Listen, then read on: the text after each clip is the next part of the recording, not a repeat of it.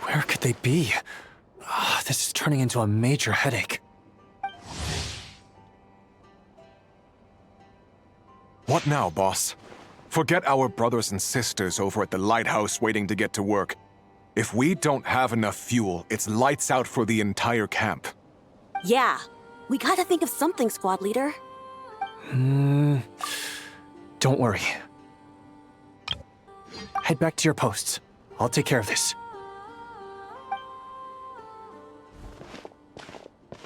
Traveler, Paimon, good to see you. Hey there, Lua! Why's everyone gathered here at the entrance? It's fine. Just a minor issue, really. And I'm already on the case. Come on, Lua! You're always trying to fix things by yourself on the down low. Just tell us, it couldn't hurt. Or is it because you're too embarrassed to say? No way. I just don't want everyone in town worrying about things that I can handle on my own. But since you're both part of the investigation squad now, I won't treat you like outsiders. Still, this isn't exactly the place for a chat. Come on in. I'll tell you more inside.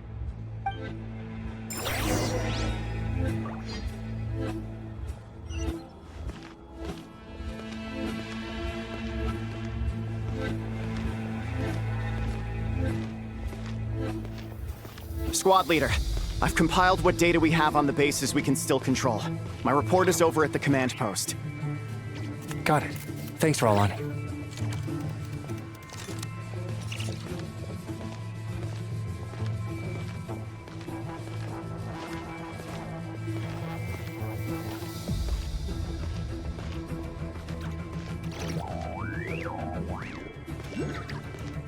Squad leader, our comrades in the east seem to have butted heads with the Fatui. They say they're going to send someone over. Got it. I'll be over as soon as I can.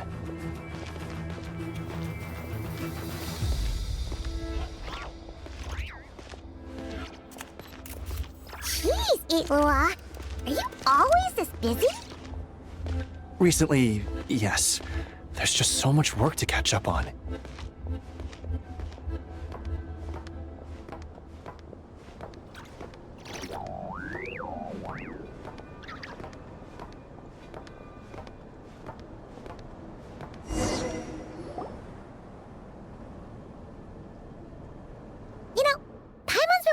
For a while now.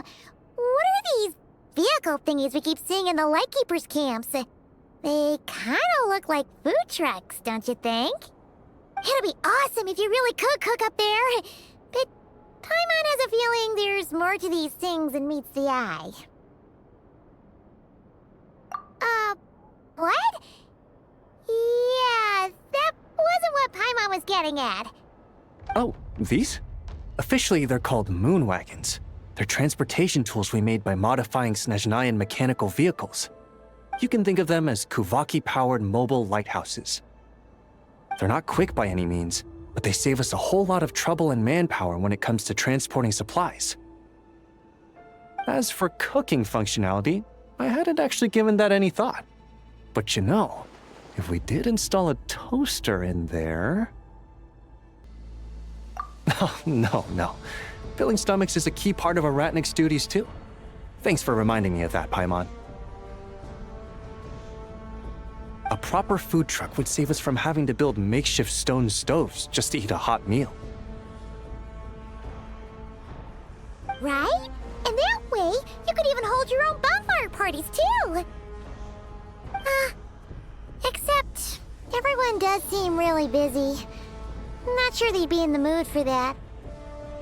Actually, I really hope that one day we can. Just the thought of it makes me smile. But that day will have to wait. For now, at least. Yeah, it's all because of the wild hunt, isn't it? Yes. Flint's did send word from the south that the strongest wild hunt anomaly we know of has been destroyed with your help.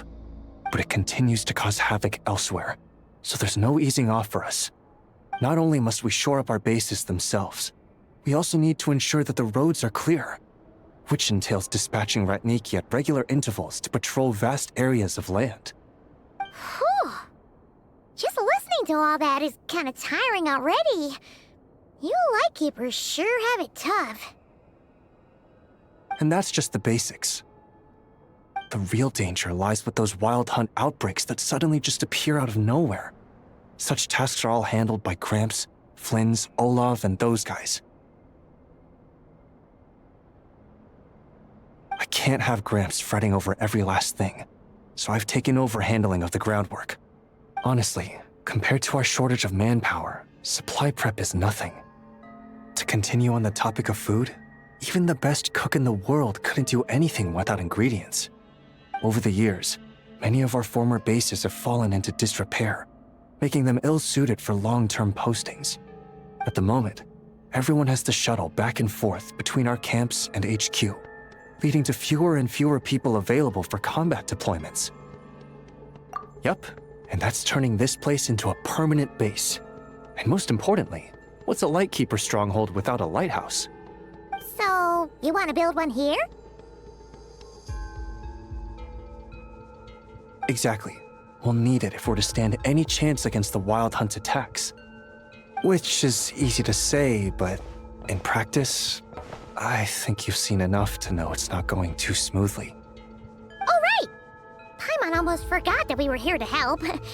So, what's the issue? Well, building our encampment will require lots of fuel and supplies. Generally, we bring it all in on moon wagons all the way from Pyramida. If only it were so simple. The main problem is, we need a special kind of oil refined using Kuvaki. It's true that the plants nearby are full of Kuvaki, and they'll keep us going. For a while at least. But supplying the fuel for a lighthouse is a whole other ballgame. Unfortunately though, there's been no sign of the supplies that should have arrived last night. Valdez is in charge of transport, and he's always been meticulous, so it's unlikely that he got careless and missed the timing or something. And that's precisely why I'm worried that they might have encountered some trouble. Yeah, there's always a way out of every jam. Even if that means being trapped inside a sealed barrel or getting buried neck deep. Surely this can't be any worse than that. Don't tell me that's actually happened. I guess I underestimated you two again.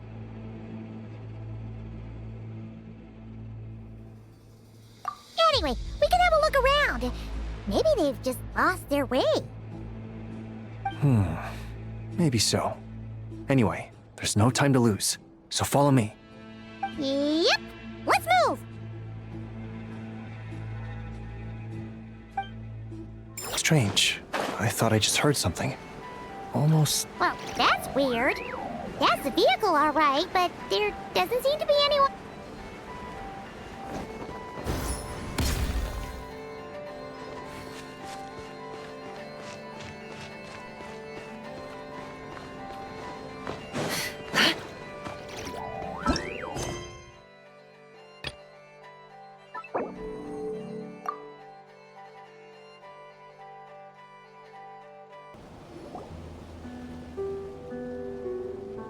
Squad leader! Thank the gods you're here! Please, help me! Valdez, how did you end up here? It's a long story, but the barrier created by these mandragoras can't be broken from inside, so I've been stuck in here for almost the whole day! Something about this doesn't quite add up. This place isn't on the main road from Pyramida, nor is it some sort of shortcut.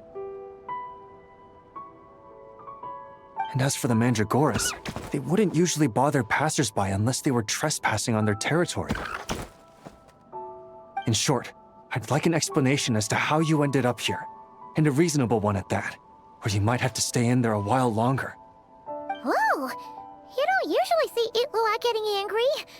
Paimon's kind of scared now, too. Oh, that's true. Guess being an adventurer really does have its advantages. It's a good thing we're only honorary squad members, or we'd be subject to his discipline, too. All right. Last night, I found the path to our camp blocked by a large group of mandragoras. You know how I like studying insects and plants, Squad Leader, and it was such a rare sight to see this many mandragoras gathered in one place. I didn't want to miss the opportunity, so I followed them all the way here. But then... I'm so sorry. I'll take responsibility for this, I promise. How about I cover Night Watch for the coming week? No, make that the whole month. You're right. We can discuss the breaking of regulations after we get back. For now, let's concentrate on getting him out of here. I could use your help again, Traveler. Thank you.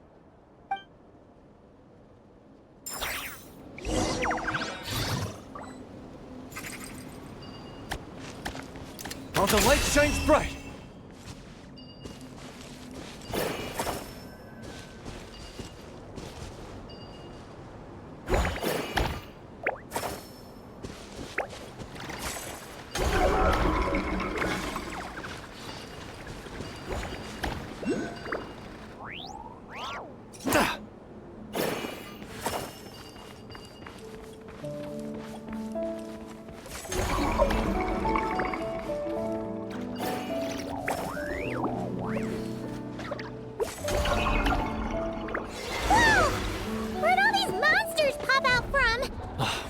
guard down. Prepare for battle, everyone.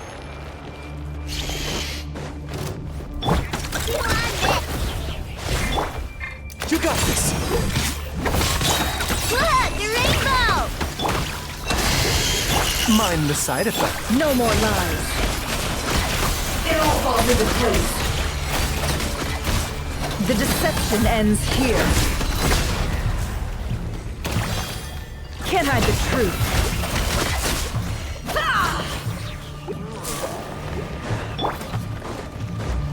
Be gone, Shadow of Darkness! Go get him, Aiden! By the frost moon of old, leave this place. Seems like an emergency. A bit of one. Ding dong weather bomb! No more lies. It all falls into place.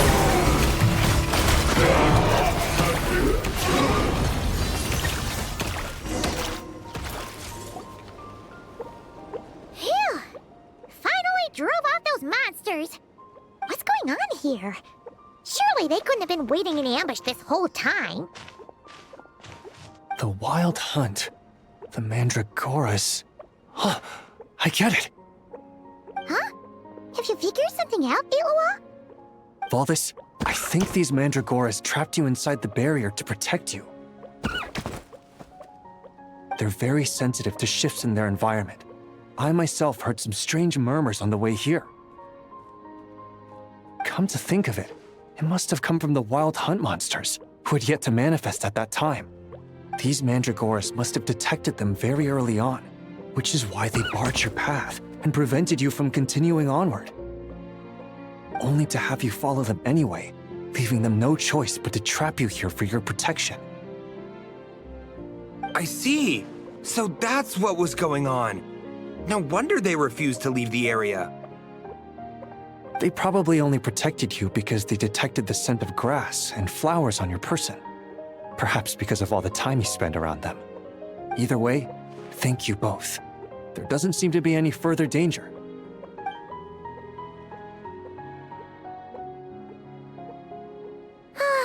There they go. Adorable little fellas, huh? And they didn't even ask for a reward. Imagine if we had them around to watch our backs. We'd never have to worry about being ambushed while opening treasure chests again. You know, putting it like that, it was kind of understandable that Valdis would want to follow them. Right? Finally, someone understands me. I know, I'm sorry. I'll take whatever's coming to me. All right, now that we've got him out, let's head back. The others are probably starting to worry. Alrighty, that's the issue resolved and our fuel stocks replenished. Thank you both very much.